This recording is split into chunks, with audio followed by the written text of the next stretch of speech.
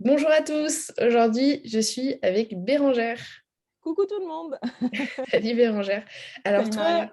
tu es une ancienne recruteuse salariée Yes, et tu t'es lancée en freelance sur un autre métier qui est la création de contenu.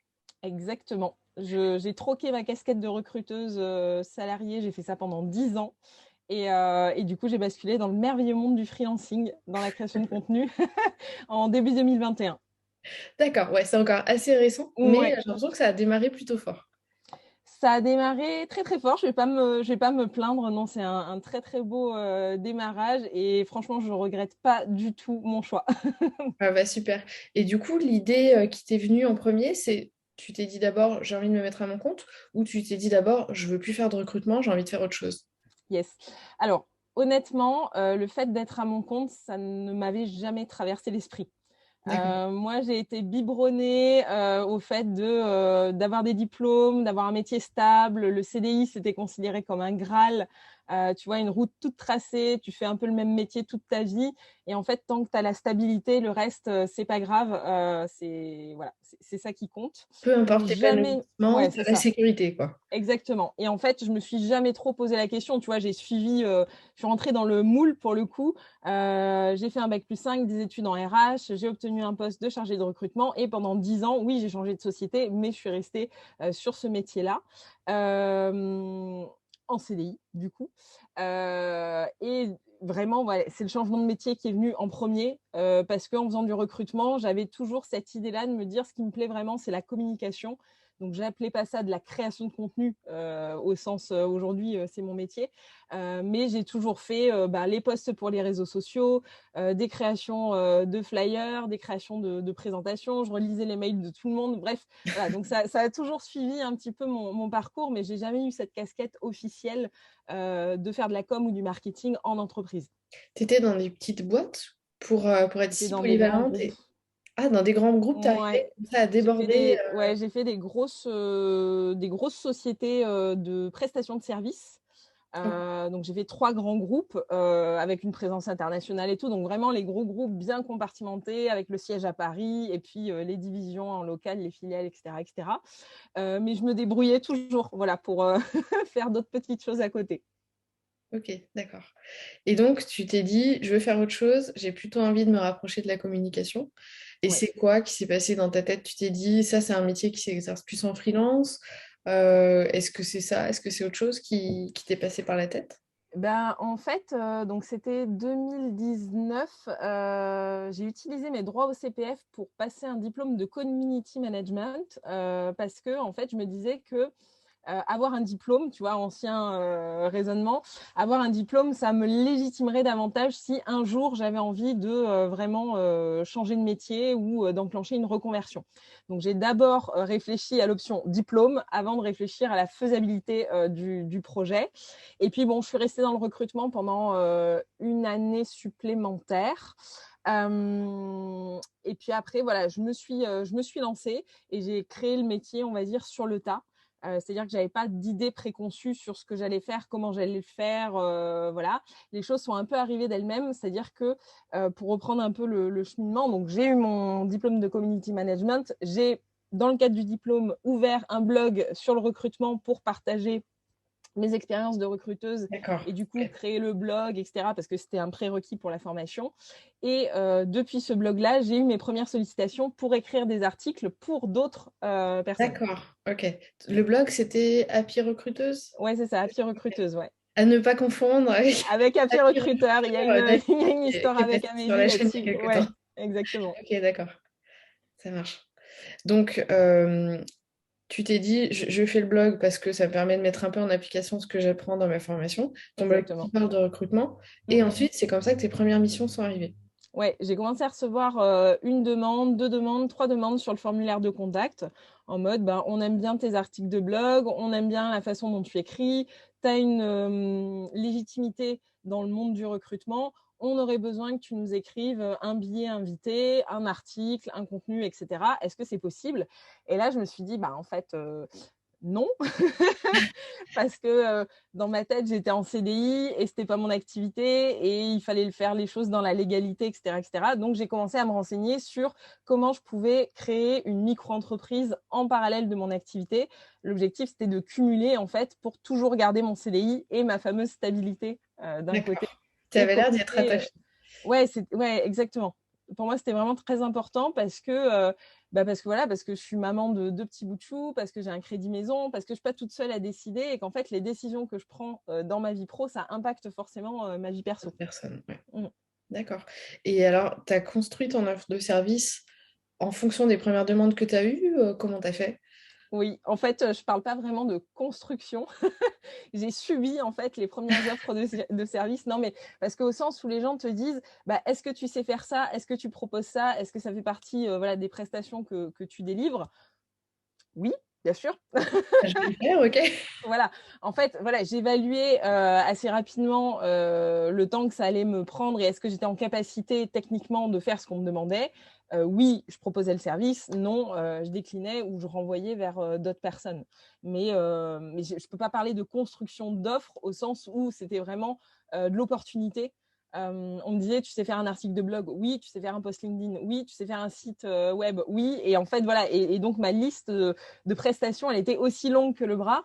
Et ça devenait n'importe quoi. Donc, c'était très bordélique. C'est pour ça que je ne parle pas de construction d'offres, en tout cas pas au début.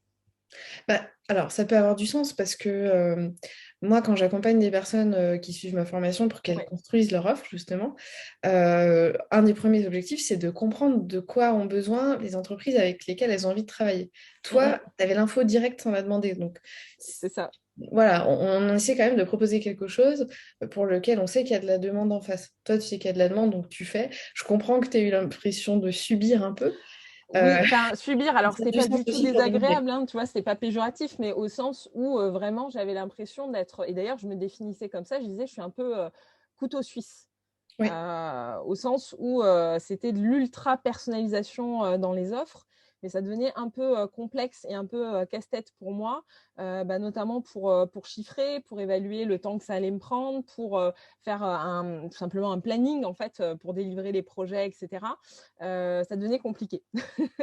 Et alors justement, tu parles de planning. À quel moment tu as décidé que finalement tu pouvais faire ça à 100% et que tu pouvais Ouais. quitter ton CDI? Alors, en termes de chronologie, donc moi j'ai monté la micro-entreprise en juin 2020 en parallèle du coup de mon CDI. Ok, Donc en juin, juillet, plein août, ouais déconfinement. c'est ça. C'était voilà, parfait, le Covid et tout. Mais bon, comme j'étais au chômage partiel, du coup, ça tombait bien Il y avait parce du que ça temps. me permettait d'avoir du temps. Donc juin, juillet, août, j'ai commencé à avoir les demandes, à faire quelques projets, etc.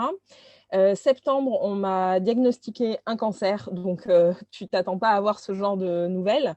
Donc de septembre à décembre 2020, j'ai tout mis entre parenthèses, la micro et le CDI pour me consacrer à la guérison, ce qui était un petit peu la La priorité à ce moment-là. priorité. Et puis quand on m'a annoncé que j'étais en rémission, là direct, ça avait fait enfin, tu vois, je m'étais pris une claque. En fait, le cancer, ça t'aide aussi à. Enfin, j'en parle un petit peu comme d'un cadeau aujourd'hui. Les gens trouvent ça bizarre, mais en fait, ça m'a aidé à prioriser vraiment ce Oui. que je voulais, ce que je voulais plus, et à me dire, en fait, le recrutement, j'adore ce métier, mais moi, opérationnellement parlant, j'en ai fait le tour. J'avais l'impression, enfin voilà, j'apportais plus rien et j'apprenais plus rien. Enfin, en tout cas, c'était le sentiment que j'avais. Donc, j'ai appelé mon boss de l'époque et je lui ai dit, voilà, je ne reviendrai pas. Si c'est possible, j'aimerais voilà, me lancer 100% freelance. Et donc, on a acté voilà, un départ à l'amiable et j'ai pu me lancer 100% en création de contenu à partir de mars 2021. Donc, D'accord. pour moi, on Ok. va dire que le début de mon activité, vraiment officielle dans ma tête, c'est vraiment mars 2021. Ce que j'ai fait avant, c'était un peu le brouillon, le test. Ouais, mais qui t'a permis de voir que tu Ok, étais capable de trouver des clients, exactement.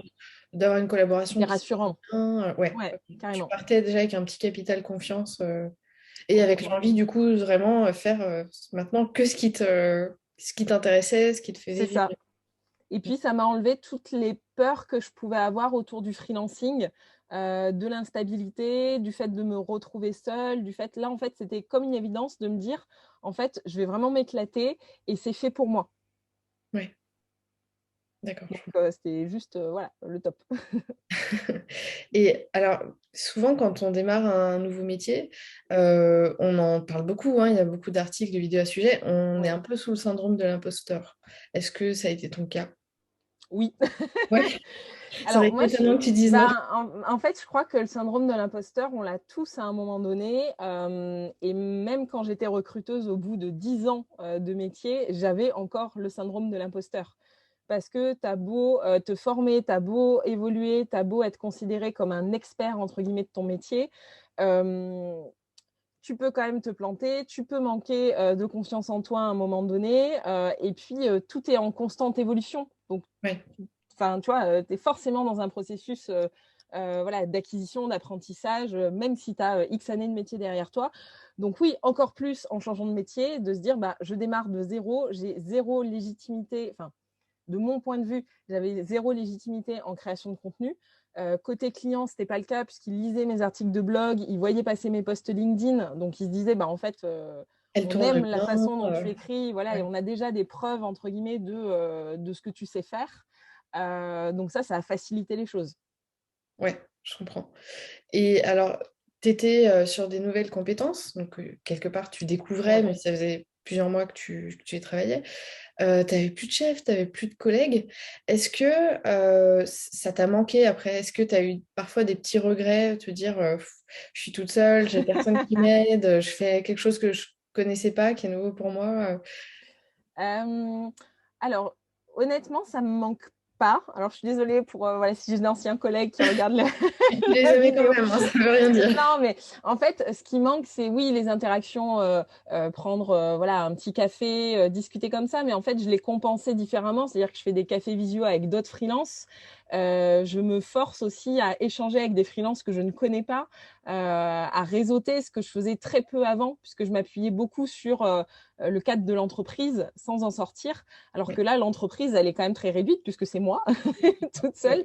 Donc, ça m'oblige voilà, à réseauter avec d'autres personnes, freelance ou pas, clients ou pas, prospects ou pas. Et du coup, je me sens limite moins, c'est paradoxal que je veux dire, mais je me sens limite moins seule aujourd'hui en étant solopreneuse que quand j'étais salariée. Je pense que peut-être aussi la différence, c'est qu'aujourd'hui, tu choisis les gens avec qui tu interagis. Alors Ouais, qu'avant, pour reprendre ton terme, on peut-être que subit. tu subissais plus. Non, mais on peut pas aimer beaucoup tous nos collègues, c'est impossible. On peut pas aimer beaucoup tous nos clients quand c'est notre commercial Ouais, qui les a captés. Euh, Quand tu es freelance, tes clients, bon, sauf au début où tu prends ce qui vient, mais tu choisis des gens qui t'ont choisi aussi pour ta oui, c'est ça. personnalité. Et je pense que les clients, enfin en tout cas les prospects qui deviennent clients et qui t'ont choisi parce qu'ils ont vu tes contenus, parce que moi en fait je ne fais pas de prospection, j'en ai jamais fait depuis le début. Donc moi je suis dans la catégorie inbound avec de la création de contenu, même si j'ai rien contre la prospection, mais c'est juste que voilà On n'a jusqu'ici pas j'ai pas eu besoin. besoin, voilà j'ai pas eu besoin d'en faire. Mais du coup ça a déjà préfiltré pour moi les gens au départ. Donc Et en gros, s'ils ensuite, viennent vers toi, c'est qu'il y a ouais quelque c'est ça. chose chez toi qui leur a plu. C'est exactement ça. Donc, a priori, on va dire qu'il y a 80% de chances que ça fit et qu'on arrive à basculer sur une relation commerciale. Et si jamais ça fit pas, ben, via un appel, un call découverte, une visio, on le valide assez vite. Donc, en fait, je ne travaille aujourd'hui qu'avec des gens avec qui j'ai envie de travailler. Ça, c'est top. Et Parce ben, que c'est un luxe. en gros, ça fait un an que tu es à 100% sur ton activité et c'est Ouais, déjà le luxe de choisir tes missions, tes clients. ouais. C'est pas tout le monde qui peut faire ça. Ça, c'est top. Ouais, et puis c'est compliqué en fait de dire non quand tu sais que la personne qui te contacte, le projet est super, que ça serait potentiellement un super client, mais en fait matériellement t'as pas le temps C'est très d'accepter. frustrant, ça. Ouais. C'est ouais, je pense un des trucs les plus durs à faire. Du coup, tu fais comment? Tu envoies à quelqu'un d'autre de ton réseau ou Alors au départ, comme ça me faisait tellement mal au cœur de tu le refuser, faisais puis tu j'acceptais. bossais la nuit? Exactement. Ok, C'était un peu ça. on l'a tous fait. Voilà, jusqu'à ce que bah, ça devienne compliqué d'un point de vue santé, suivi, charge mentale. Voilà, parce que je le rappelle, avec des enfants, du coup, à un moment donné, il faut bien déconnecter et puis tu as d'autres priorités que juste gérer ton business. Donc, tu Ouais, peux moi, j'ai compenser beaucoup de jusqu'à mal un à me certain. mettre sur Voilà. l'ordi le soir quand même, hein. Ouais, c'est ça, mais tu vois, tu as quand même du mal à. voilà, à jongler avec tout. Donc au départ, je faisais, mais ça a été très compliqué. Et puis, ça multiplie aussi le risque d'erreur, le fait de prendre du retard sur certaines prestations. Du coup, ça dégrade aussi potentiellement ton niveau de qualité et puis l'expérience client, tout simplement. Donc, tu montes un business pour avoir des bons retours, c'est pas pour derrière t'auto-saboter non plus. Donc, ensuite, j'ai enclenché la phase 2, à savoir dire non. Ou avant de dire non, c'était aussi d'indiquer des délais. C'est-à-dire que, par exemple, on me contactait en janvier et je disais, OK, on peut travailler ensemble. Par contre, c'est pas avant le mois de juin. Donc, l'un dans l'autre, c'est le client qui disait, en fait, je suis pas prêt à attendre, donc je vais faire appel à quelqu'un d'autre. Donc, moi, ça m'évitait de devoir dire non. C'est pas toi qui as dit non. Voilà, c'était une transition. Et puis maintenant, de plus en plus, c'est bon, j'assume le fait de dire non, je peux pas pour telle et telle raison. Je suis encore un peu dans la justification quand même si voilà, mais c'est plus pour donner un cadre en fait à la personne et qu'elle comprenne. Et du coup, je renvoie vers d'autres prestataires, donc d'autres rédacteurs, d'autres copywriters, d'autres créateurs de contenu qui, je pense, pourraient correspondre à la demande pour éviter en fait de laisser le prospect le bec dans l'eau. Oui, du coup, tu le quittes sur une note positive et il garde une J'essaye. bonne image de toi Ouais. et il reviendra peut-être vers toi plus tard et à ce moment-là, peut-être que par miracle, tu auras de la dispo. Oui, c'est ça. Enfin, en tout cas, je trouve que c'est plus naturel de dire je peux pas, mais je peux t'apporter une solution parce que j'ai des gens dans mon réseau et c'est des gens de confiance. Je trouve qu'en fait, la personne, elle fait quand même un effort de venir me voir, de passer du temps avec moi, de m'expliquer sa demande, etc., etc. La moindre des choses, c'est quand même de la réorienter. Enfin, je sais pas. Oui, je suis d'accord. Mais c'est intéressant ce que tu dis parce que je voulais te demander comment tu avais trouvé tes clients, les premiers. Ouais. Et au début, puisque tu étais sur un nouveau métier, est-ce que tu avais des travaux que tu pouvais leur montrer? Et ben, en fait, tu as créé toi-même ton média avec ton blog. Et ça Ouais. veut dire que n'importe qui démarre sur un nouveau métier, un développeur, un graphiste, on peut faire soi-même du contenu en fait Complètement. qui est montrable, qui va pouvoir attirer des prospects. Je trouve qu'aujourd'hui, c'est hyper facile, quel que soit le métier, enfin en tout cas du moment qu'il y a un côté digital, oui, créer son propre site web, créer son propre portfolio, être présent sur LinkedIn et montrer ses travaux ou sur Instagram, voilà, sur des métiers qui sont un peu plus visuels, les graphistes, les illustrateurs, pardon, etc. Tu peux créer ta newsletter. Enfin voilà, tu as plein de façons de devenir ton propre média, de prendre la parole sans qu'on te la donne en fait, et d'attirer à toi les bonnes personnes. Donc c'est dommage en fait de ne pas le faire. Tu vois, il y a encore plein de personnes qui sont en mode passif, juste dans de la consommation de contenu et qui disent mais en fait moi je suis pas légitime pour créer mon site, pour faire mon portfolio, pour faire ci, pour faire ça. En fait si, parce que si tu le fais pas, tu risques de passer à côté de belles opportunités. C'est dommage. C'est ça, moi l'impression que j'ai, c'est que la majorité des personnes qui se lancent pensent que pour inspirer confiance à des futurs clients, elles doivent montrer absolument des choses qu'elles ont fait pour d'autres clients. Et quand Ouais, on n'a pas eu, tu te dis, j'ai rien à montrer. Non, oui, tu peux montrer des choses que tu fais toi-même. J'avais rencontré un développeur à un moment sur une période de creux de son activité l'été. Il avait créé une application, c'était au moment de la folie des Pokémon. mm. Je sais pas, une application, moi j'ai jamais joué à ce truc, je sais pas comment ça marchait, mais ça aidait ceux qui jouaient au Pokémon à avoir des meilleurs scores. Ouais. Et il a montré ça à ses clients, ils ont trouvé ça génial, quoi. En plus, le petit bonus, c'est qu'il a mis de la pub dessus, ça lui a ramené de l'argent. Ouais. Le temps qu'il a passé a été rentabilisé par la pub, comme s'il l'avait vendu à des clients. Mais en gros, prenez l'initiative de faire quelque chose pour vous ou qui peut servir, qui sera montrable à vos clients, quoi. Vous n'avez pas besoin d'avoir des missions précédentes pour pouvoir valoriser quelque chose et valoriser vos compétences. Oui, complètement. Et après, au-delà du fait de créer aussi son propre média, tu peux très bien proposer tes services, tu vois, j'allais dire bénévolement, mais tu peux travailler aussi, t'impliquer sur des projets qui ne te rapportent pas, mais qui te permettent derrière de te constituer une base à montrer sur un portfolio, voilà. Exactement. Moi, j'avais échangé avec une recruteuse qui se lançait et qui avait un partenariat avec le MEDEF. Elle s'impliquait beaucoup avec eux. Mais bon, le MEDEF, forcément, beaucoup d'entrepreneurs, ça lui avait amené plein de missions. Ouais. Oui, Donc, c'est c'est ça. Mais rentable. c'est en fait, c'est des leviers auxquels on pense pas forcément, parce que comme tu dis, on pense mission client, donc voilà, le reste, ça compte pas. Alors que les projets, les side projects que tu peux avoir à côté, tes projets Bénévolat, perso, le bénévolat, exactement, non. c'est plein de choses qui t'amènent des compétences qui sont valorisables auprès de futurs clients, de prospects et autres. Et donc, enfin voilà, faut tout tes moyens, enfin toi, tout peut se montrer en fait. Tout Bah, peut être et c'est tout utilisé. bête, mais moi, au départ, j'avais créé un blog pour proposer du contenu autour de mon métier de base qui est le marketing Ouais. digital. Ça m'a apporté pas mal de clients. Ensuite, je ne pouvais pas tout faire, je l'ai mis en sommeil. Mais en fait, aujourd'hui, la chaîne YouTube Super Freelance, qui est à destination des freelances, mais n'importe qui regarde comprend un peu quel est mon métier, Ouais. ça m'apporte aussi des missions parce que, Mais oui. il y a des entrepreneurs qui tombent dessus, qui se disent, mais attends, elle pourrait nous aider, même si on n'est pas freelance. Et c'est l'effet un peu inattendu.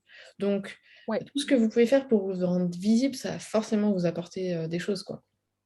Complètement. Moi, je sais que, tu vois, là, j'ai lancé en octobre de l'année dernière un podcast orienté recrutement. Oui, J'ai un prospect qui m'a dit, ben, comme tu as monté ton propre podcast, du coup, tu sais faire. Et est-ce que tu accepterais de nous accompagner sur le développement d'une autre? Bon, c'est pas un projet que j'ai pris parce que je me sentais pas du tout les épaules pour le faire, mais comme quoi, même en partant de zéro, et en montant voilà, ton projet de A à Z, et même si tu es loin d'être un expert, on peut quand même te solliciter parce qu'on estime que voilà, tu es passé par là, du coup, tu as fait le même chemin, le même processus, et tu ça seras te en rend capacité de... Ouais, crédible et légitime. exactement. Et justement, je voulais te parler de ton podcast, mais avant ça, je voudrais revenir sur un sujet que tu as évoqué tout à l'heure. Tu as suivi une formation sur le community management. Oui. Bon, tu en avais besoin, toi, pour te sentir plus légitime. Est-ce que c'est arrivé une seule fois que parmi tous tes prospects et clients, on te demande ce que tu avais comme diplôme? Absolument pas. Voilà. Ça Merci. n'arrive jamais, et je le dis à mes clients aussi sur la création de contenu en disant, en fait, ça sert comme booster de légitimité pour soi, mais en aucun cas, on n'est pas sur des professions réglementées. Donc, voilà, personne viendrait effectivement me demander si demain j'ai un diplôme en lien avec LinkedIn, par exemple. Et pourtant, je coach des gens sur LinkedIn. C'est plus le Ouais, poids il y de... a un côté très différent quand Oui, tu embauches quelqu'un en tant que salarié et quand tu fais appel à un prestataire de service. Moi, par exemple, quand j'ai besoin de faire entretenir ma pompe à chaleur, je ne demande pas au plombier s'il a son CAP de plomberie oui, ou je sais pas quoi.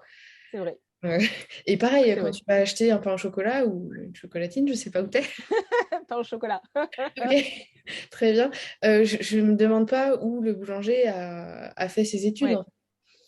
Et ça, c'est un réflexe d'ancien salarié de penser, oui, mais moi j'ai bac+3, pas bac+5, mon diplôme c'est ça et pas ça. On s'en fout en fait. Ce c'est que ça. veulent savoir les clients, c'est qu'est-ce que tu as déjà fait pour d'autres clients, qu'est-ce que tu peux montrer qui leur prouve que tu peux les aider. Oui, il y a ça. Et puis, j'irai même plus loin. Moi, j'ai certains clients qui me demandent des choses que je ne sais pas faire et qui me disent, mais combien ça te prendrait si on te prend une formation, tu vois, sur 2 jours, j'en sais rien, que tu montes en compétence et qu'après, du coup, tu implémentes ça chez nous. Ok, ça c'est top. Tu vois, donc ça arrive aussi de se dire, non seulement j'ai pas le diplôme, mais en plus j'ai pas la compétence technique, mais mon client il me fait suffisamment confiance dans ce que je pourrais en faire, qu'il est même prêt des fois à payer une formation. C'est fou ça. Tu vois, Il y c'est a un niveau de confiance qui est hyper élevé oui, là. non, franchement, c'est top. Enfin, je suis très, très contente. Mais c'est pour te dire que, voilà, nous, on pense, enfin, moi, je pense avec réflexe d'ancienne salariée sur la formation, c'est important. Alors, oui, bien sûr, la formation, c'est important. Surtout en tant qu'ancienne recruteuse, enfin, j'imagine que c'est quelque chose Bah oui, à forcément, sentir. voilà, ça joue. Mais derrière, oui, les clients ne demandent pas. Ouais, je Et puis, comprends. ils iront pas vérifier, tu vois. Après, s'ils veulent vérifier, ils peuvent, il n'y a pas de souci. Mais je veux dire, ça n'arrive jamais. C'est un Ouais. cas d'école. Non, c'est fou. En fait, quand on devient, on rentre dans le monde de l'entrepreneuriat, on fonctionne peut-être un peu plus à l'américaine qu'à la française, je crois. Et Oui, justement, tu as parlé de ton podcast. Ton podcast, tu l'as évoqué en début de discussion, il parle de recrutement. Du ouais. coup, comment est-ce que tu arrives à gérer ta communication sur à la fois ton ancien métier et ton nouveau, même si je sais Ouais. qu'en ce moment, le podcast, il est un peu en stand-by. Ouais. En fait, au début, je me suis beaucoup cherchée sur parce qu'en fait, j'adore le recrutement, c'est juste que je veux plus en faire mon métier. Mais il se trouve que, en devenant créatrice de contenu, j'ai eu beaucoup de sollicitations de la part des acteurs du recrutement. Alors, je dis acteurs du recrutement parce que j'ai eu des recruteurs freelance, des cabinets de recrutement, des startups spécialisées dans le recrutement, etc., etc.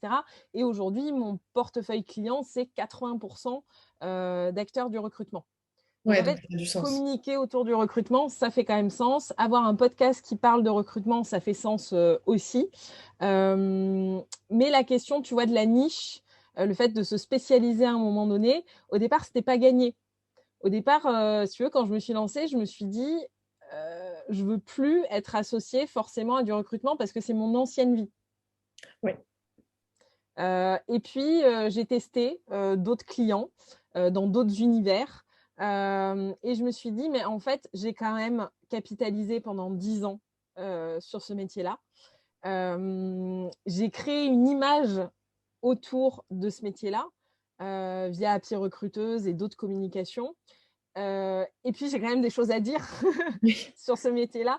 Donc, ça serait dommage, en fait, de m'en priver.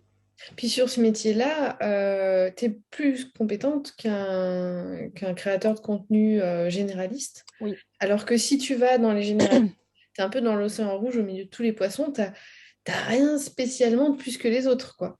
C'est ça. Et ça, c'est très vrai sur les sollicitations que je peux recevoir. À chaque fois, on me dit, on vient te voir parce que tu es une ancienne recruteuse, donc tu es déjà familiarisée avec le milieu du recrutement, des RH, etc. Ça va te parler quand on va te parler de nos problématiques. Tu auras forcément un angle d'accroche, les contenus seront pas creux, seront pas lisses, ça sera détaillé, ça sera fourni, il y aura une vraie analyse, il y aura un vrai point de vue. Et ils Et c'est passent aussi ça beaucoup de temps aussi à te briefer, je pense, hein. bah, le brief, du coup, ça va très vite parce qu'on se comprend, en fait. Ouais. Donc, il y a ça. Et puis aussi, euh, j'ai certains clients qui publient les articles donc, en mon nom sur leur support et du coup bénéficient aussi, c'est un échange de visibilité mutuel, en fait. Oui. Oui, ils bénéficient Donc, c'est un plus, de ta et pour eux et réputation, pour en moi. fait. Mm. Ouais, c'est ça. D'accord, ok, je comprends. Ouais, du coup, je vois beaucoup mieux l'articulation. Et alors, moi, tu vois, dans les personnes que j'accompagne, j'ai souvent des gens qui quittent leur boulot salarié pour faire, en gros, pour exercer plus ou moins les mêmes compétences, mais en étant à leur compte. Oui. Et donc là, leur grosse difficulté, c'est d'apprendre l'administratif, c'est d'apprendre la prospection, la relation client. Bon, toi, tu as dû apprendre tout ça, et en plus, un nouveau métier. Ouais. Pour toi, c'est quoi qui était le plus difficile? Euh, Je pense que le côté, toute la sphère freelancing, et j'apprends encore bien sûr, mais tout le côté administratif, tout le côté financier, en fait, les spécificités du statut, apprendre à gérer sa trésorerie, apprendre à avoir un prévisionnel pour pas être en galère d'un mois sur l'autre, apprendre à faire la différence entre son chiffre d'affaires, les cotisations. Bon, le passage à la TVA, j'en parle pas parce que ça a été, j'ai eu l'impression de mourir, mais bon, au final, c'est La passé. croix et la bannière. Oui, c'est ça. Mais en fait, si tu veux, ce qui est rigolo dans l'entrepreneuriat, et moi, ce que j'adore, c'est qu'à chaque fois, j'ai l'impression que la marche, elle est très, très haute et que c'est insurmontable. Et au final, ça se passe très bien. C'est Ouais, il juste faut prendre qu'il ça y a un par cheminement, petites étapes voilà, il y a un intermédiaires. cheminement logique à avoir. Mais oui, mais ce côté-là, en fait, pareil, tenir un CRM pour suivre voilà, les prospects, où est-ce qu'on en est qu'on relance pas, etc., etc. Le fait de processer aussi les choses, Ouais. j'apprends au fur et à mesure. On va dire qu'au début, c'était très artisanal, c'était ma tampon Professionnalise un petit maison. peu ta façon de gérer tout ça. Exactement, c'est ça. Parce que j'ai pris conscience aussi, là, en ayant quelques soucis de santé et quelques soucis perso, de me dire, mais en fait, la différence entre le salariat et le freelancing, et c'est une différence qui est très brutale, c'est qu'en fait, quand tu es en freelancing, enfin, quand tu es solopreneur, personne ne fait à ta place. Donc, si tu n'as pas anticipé un minimum ou si tu n'as pas des clients qui sont très, très cool au niveau délai, eh bien, il y a moyen que tu plantes quand même un peu les choses selon la durée de l'absence, etc., etc. Donc ça, c'est des choses, en fait, on n'est pas assez préparé là-dessus. Je trouve qu'il n'y a pas assez de communication là-dessus, surtout quand on monnaie son temps. Parce que moi, j'ai un système où, voilà, je monnaie mon Donc, s'il temps. n'y a personne, il n'y a pas d'argent qui rentre. Exactement. Et ça peut être un peu compliqué à gérer, faut l'anticiper aussi. C'est aussi pour ça que je fais partie des freelances qui sont en train de réfléchir à moins monnayer leur temps et à aller vers d'autres systèmes de rémunération. Mais voilà, mais ça, il y a un an, j'aurais pas du tout pensé. Oui, alors en début d'activité, tu es un peu en phase de création, tu Ouais, veux trouver des clients, tu veux trouver ton organisation, et il y a un moment où tout ça, ça se stabilise, ouais. et puis tu commences à te dire, attends, comment je fais pour que ça soit un peu moins le bazar dans tout ça? Comment je fais pour y trouver plus mon compte? Mais t'es plus dans la survie, en fait. C'est Euh, ça. voilà, c'est bon, ça va, tu as assez de clients, tu as assez d'argent qui rentre. Par contre, il y a encore des contraintes, comment est-ce que tu fais pour les gommer? Oui, c'est ça. Et puis tu commences à te poser des questions. Par exemple, moi, sur la première année, j'ai dû prendre 4 jours de congé dans l'année. Et encore, j'ai réussi à prendre 4 jours de congé. T'es Alors, à fond, t'es lancé, tu penses pas à t'arrêter. c'était pas des vrais jours, mais voilà, mais j'ai fait un petit break. Maintenant, là, à la deuxième année, je me dis, bah oui, j'aimerais bien prendre des congés en famille, moins être esclave en fait de mon activité, passer plus de temps avec mes proches, etc. Donc, c'est des problématiques en fait c'est des priorités qui émergent et qui sont pas là en fait dès le départ, parce que comme tu dis, tu es vraiment la tête dans le guidon, tu as envie de développer les choses et puis de se dire, mon activité, elle est viable. Oui. Voilà, c'est la priorité. Du coup, toi, tu t'es lancé vraiment à temps plein il y a un an. Ouais. Ton bilan, pour l'instant, il est vraiment top. C'est quoi le conseil que tu donnerais à quelqu'un qui va faire pareil que toi, là, qui est sur un métier, qui a envie de se lancer à son compte sur un autre métier? C'est quoi le conseil que tu donnerais pour que ça se passe bien, pour qu'il se sente mieux dans son changement? Ouais. J'ai pas un conseil, en fait, j'ai une somme de petits conseils, mais en gros, premier truc à faire pour moi, c'est vraiment d'essayer de prendre un max de renseignements et de s'acculturer au milieu du freelancing. Euh, J'insiste vraiment sur le milieu du freelancing, en fait, et pas forcément sur le métier, parce qu'en fait, devenir freelance, c'est aussi un état d'esprit, c'est un mode de vie. Vraiment, ça, je l'ai compris cette année. C'est pas juste tu changes de métier, c'est tu revois toute ton organisation et ça a forcément un impact aussi sur ta vie perso. Donc, selon si tu es seul, en couple, avec des enfants, etc., il faut vraiment se renseigner en amont pour savoir est-ce que ça te correspond. Et donc, pour te renseigner, bah, il faut échanger avec d'autres freelances, il faut Il faut éventuellement souvent aller à des partager événements. en plus. Ouais, c'est ça. Partager, écouter des podcasts, enfin, bref, prendre vraiment un maximum d'infos pour valider ou pas déjà D'ailleurs, il y a plein d'autres interviews hein, sur cette chaîne. Si vous voulez Ouais. changer, d'aller dans la playlist témoignages de freelance, ça va vous aider à bien y voir clair. Mais oui, mais franchement, c'est top. Et je le disais, du coup, moi, Super Freelance, c'est vraiment un site et une chaîne que j'ai regardé dès le début parce que j'avais besoin, en fait, de me rassurer sur est-ce que c'est fait pour moi ou pas. Après, il n'y a que quand tu es lancé et que quand tu es dans l'action que vraiment tu valides la théorie, mais en tout cas, ça te donne déjà des billes. Deuxième petit conseil que je pourrais donner, du coup, c'est de bien s'entourer parce que je pense que l'expression les montagnes russes, c'est celle que j'ai entendue le plus avant mon lancement en freelance et c'est celle qui se valide le plus dans la durée. Ouais. C'est-à-dire qu'il y a des jours où tu es très très motivé, ça se passe très bien, tu as l'impression que tu es on fire, tu vas tout défoncer, voilà, tu es un winner sur tous les plans. Et le lendemain, tu es une grosse crotte au fond de ton lit, sous ta couette. Et voilà. Donc, bien s'entourer pour justement déjà garder les pieds sur terre et puis avoir aussi des personnes qui te tirent vers le haut. Je trouve que c'est vraiment hyper important. Et puis, troisième petit conseil que je pourrais donner, c'est de se faire confiance parce que souvent on a peur et la peur en fait peut nous freiner et peut nous paralyser. C'est juste se dire en fait là j'ai une petite voix, j'ai un petit truc, tu vois, ça papillonne dans mon ventre, je sais que c'est la bonne décision et en fait même si j'ai peur, j'y vais quand même. Et de se dire il y a toujours un plan B ou en tout cas il faut toujours essayer de prévoir un plan B. Et moi, demain, si mon activité se casse la gueule, j'ai aucun souci à me dire, bah, je reprendrai une activité. Enfin, peu importe en fait, je me retrousse les manches et j'y vais quoi. Tout est possible finalement. Exactement. Ok, bah écoute, merci beaucoup. C'est plein d'optimisme, tout ce que tu nous dis, c'est génial. Yes.